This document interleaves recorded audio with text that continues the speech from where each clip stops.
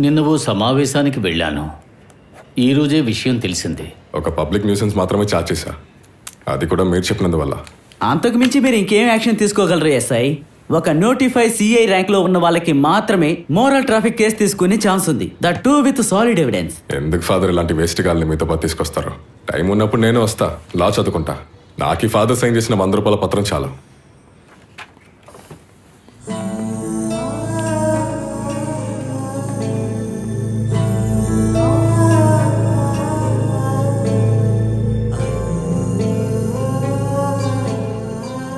నువ్వు ఇప్పుడు వెళ్ళొచ్చు, అవసరం ఉంటే పిలుస్తా. ఎస్ఐ గారు చర్చికి వెళ్తూ ఉంటారా? ఖచ్చితంగా. ప్రభుకి చెప్పకుండా ఏ పని చేయను ఫాదర్. ప్రతి ఆదివారం చర్చికి వెళ్ళి ప్రార్థన చేయకపోతే మనసు బాధగా ఉంటుంది. మీరు ఏం చేసినా ఈ పాపం నుండి మీకు విముక్తి దొరకదు. ఇలాంటి వ్యక్తి విషయాల్లో ప్రభు కూడా దయ చూపడు. నిజమేనా? సరే, తీసుకెళ్ళండి. సరే.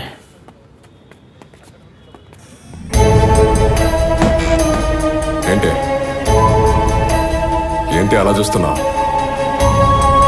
ముందు వెళ్ళవే. రా మీరే.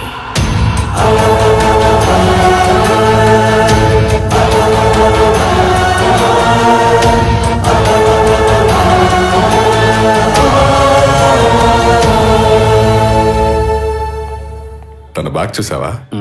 అందంగా ఉంది. నిన్న చూడలేదు.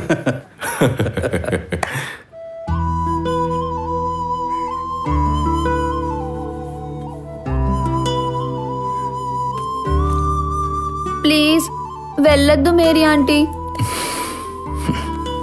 నేను వెళ్ళలేదంటే మీ అమ్మ నిన్ను చూసుకోకుండా సోమరిపోతయ్యేలా ఉంది. అనాథాశ్రమం పక్కనే కదా, ఇక్కడికి దగ్గరే. అప్పుడప్పుడు పాపని తీసుకుని రా. I you sure? ఇప్పుడు నువ్వు ఇక్కడి నుంచి వెళ్ళడం అవసరమా? వెళుతున్నా. నా పిఎస్సి టెస్ట్కి వ్యతిరేకంగా పోలీస్ స్టేషన్లో ఏదో జరిగినట్టుగా అనిపిస్తోంది. వాళ్ళ మధ్య జరిగిన కాన్వర్సేషన్ నాకు అర్థమైంది. లాయర్ వెరిఫై చేసి చెప్తానని చెప్పారు. అలాగొక ప్లాన్ జరుగున్నా సరే మనం ఇప్పుడు ఏం చేయగలం? అలా జరిగిందంటే నా లైఫ్లో పెద్ద ఆపర్చునిటీ వాళ్ళు చెడగొట్టినట్టే కదా. Definitely I'll fight. మళ్ళీ ఫైటా?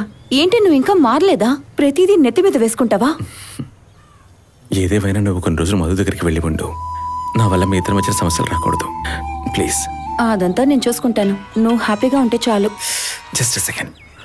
అల్విన్, లేదు ఇప్పుడే బయలుదేరిపోతున్నా.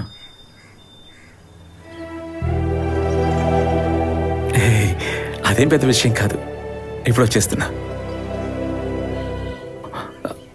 ఇది కొంచెం పట్టుకో. ఏమైంది? ఒక హ్యాపీ న్యూస్ అట.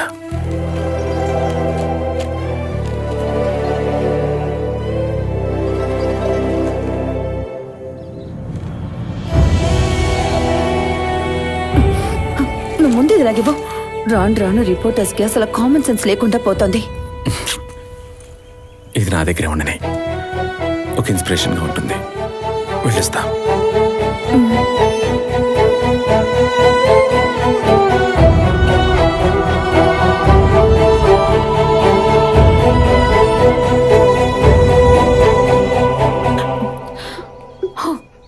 ఊరికే ఇలా ఏడుస్తూ కూర్చోవద్దని ఎన్నిసార్లు చెప్పాలి?